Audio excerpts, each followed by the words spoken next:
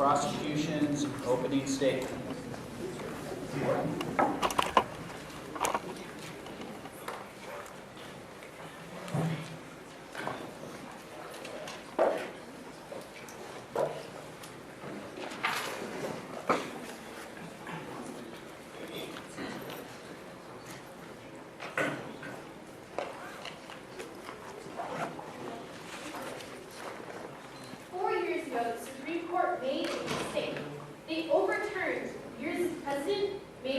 Based on extravagant logic and effectively ignored much of the evidence before them.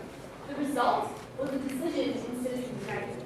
5 justices ruled the logic that money is now a form of free speech, and that corporations and third parties could have unlimited spending and therefore unlimited influence in our election process.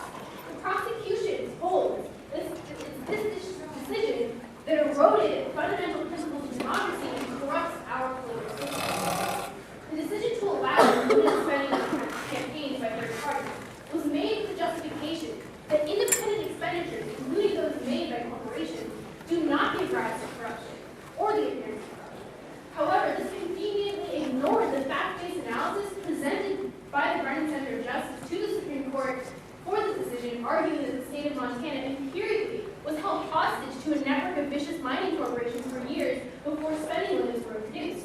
Before Citizens United struck down its antitrust laws, Montana had banned unlimited corporate spending for almost 90 years as a result of the corrosive effects it had on their state government. In total, outside groups have already spent $163 million on federal campaigns, double the amount spent in 2008. But let's look at how the Supreme Court defined corruption in their ruling. Justice Kennedy narrowed the definition of political corruption to be quid pro quo, or bribery. But this focus of bribery is intellectually dishonest. The corrupting influences of money is not limited to bribery. The broader problem is the ability of moneyed interests to put into office those who support their political agendas or financial interests. Unions, for example. Before Citizens United, unions could only use voluntary donations to fund electioneering communications. Now, unions can tap into member dues without consent, funding up to $17.3 million in campaign funding. In fact, corporations that receive billions of tax dollars through government contracts can influence future administrations by anonymously pouring millions of dollars into their campaigns. Today, you will hear testimony from U.S. Senators Warren and Tester, as well as the chairman of the Federal Election Commission, that attests to these claims.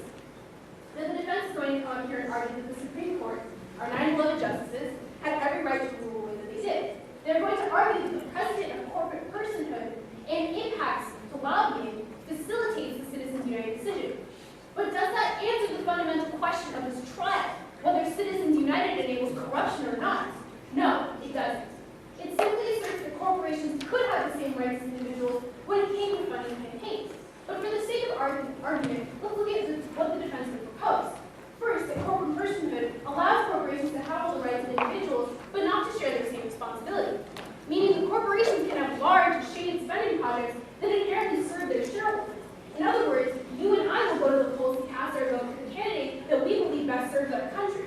But corporations will inject huge sums of money into the campaigns of candidates they feel will best serve their financial interests. Corporations engage the political process in an entirely different way, and this is what makes them such more damaging.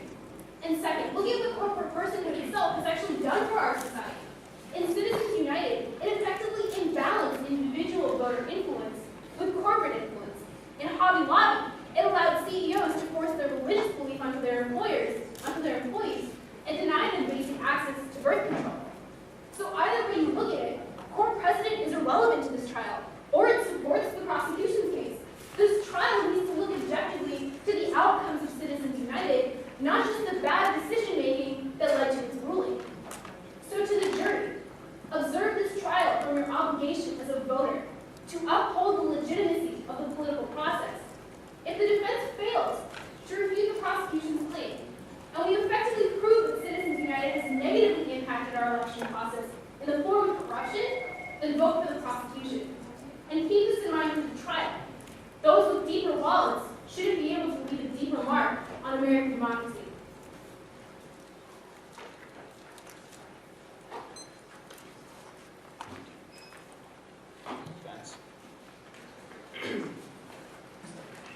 Your Honor, distinguished jury, good afternoon again, you all. My name is Aditya Muriel of the defense. The prosecution holds these charges against the defense: facilitation of corruption within the government and the erosion of American democracy. But I must tell you, the prosecution cannot and will not prove beyond reasonable doubt that the Supreme Court decision on the Citizens United versus FEC case was a wrongful decision. What the prosecution fails to realize on all counts is that the debate bows down to a battle of logic, which cannot be substantiated in a court of law. The defense will prove to you with the cold hard facts needed in working that is there in fact no facilitation of corruption within the star-spangled country of the U.S. Now, before anything else, it is important to note that in procedural neglect, the Supreme Court has already been ignored. But, however, to truly clear all doubt from the mind of the jury, I'd like to cement the legitimacy of the judicial system as they do in fact represent the necessary foundation of our country. With the powers of judicial review and the interpretation of the written law, our courts hold much weight against the legitimacy of the policy. Now, what the prosecution deems to be illegitimate is a clear fallacy, and the defense will surely illuminate this further in the trial.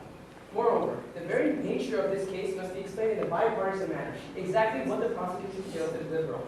In the Citizens United versus FEC case, the conservative political activist group known as Citizens United brought to question certain domestic provisions of the FEC, or the Bipartisan Campaign Reform Act of 2002, more specifically, Section 203. This provision defined an electioneering communication as a broadcast, cable, or satellite communication that mentioned a candidate within 60 days of a general election or 30 days of the primary, and prohibited such expenditures by corporations, nonprofits, and unions. Now, members of the jury, the stigma of a corporation should be eradicated in today's case. It is clear that many people have a certain archetype for a corporation, and apparently so does the prosecution. However, this is a misled assumption that the prosecution fails to elaborate. Let's imagine a world where only self-employment was the option. There never existed any opportunity for any liability coverage and no way to protect intellectual property. Members of the jury, let me give you a breakdown. A massive dog-eat-dog free-for-all. An absolute cutthroat financial environment where millions of different companies issuing IPOs and an absolute overflow of stocks and bonds with no backing. Both pure competition and natural monopolies exist, but the bottom line, total anarchy. Corporations aren't this big seven-headed hydra as the prosecution may perceive it to be. It's really a bulldog to protect its stockholders and employees that back the corporation. Stockholders, employees, in other words, people. That's right, corporations are just for-profit organizations that are created to protect a group of people. Now, when the prosecution comes up here to undermine the very tenet of the corporation, they clearly neglect it and perceive that the absence of corporations would have on their lives. In fact, let's turn the prosecution's use of logic on them. If people use their money to back a corporation in order to collectively fund their campaigns, isn't that a more efficient way of lobbying? Of course it is. People aren't going to be losing money, no? Corporations just make it easier to provide funding for certain TV ads and campaigns. People pool their money within corporations to pay for funding and back their power. However, people don't lose their rights. If they don't agree with a certain corporation, then they create their own corporation or nonprofit to pool their own money to back their own candidate. No rights are gained or lost. If anything, corporations and nonprofits are allowed to use their campaign. So then what are the prosecution's motives? Well, they want to get into corporations and election. It makes no sense as they constantly fail to realize that unions and nonprofits hold the same amount of power in the election. So, is the prosecution going to let them fund campaigns? Of course they will, because they determine the voice of the people, right? And corporations don't, right? Wrong. Members of the jury, hear the words of the prosecution and realize the pretty picture that they hope to paint is nothing more than a veiled lie. Their own logic, something that holds no substantial weight in court, in itself is flawed. It is clear that our Supreme Court, a staple of American democracy, is a cornerstone to a legitimate democracy.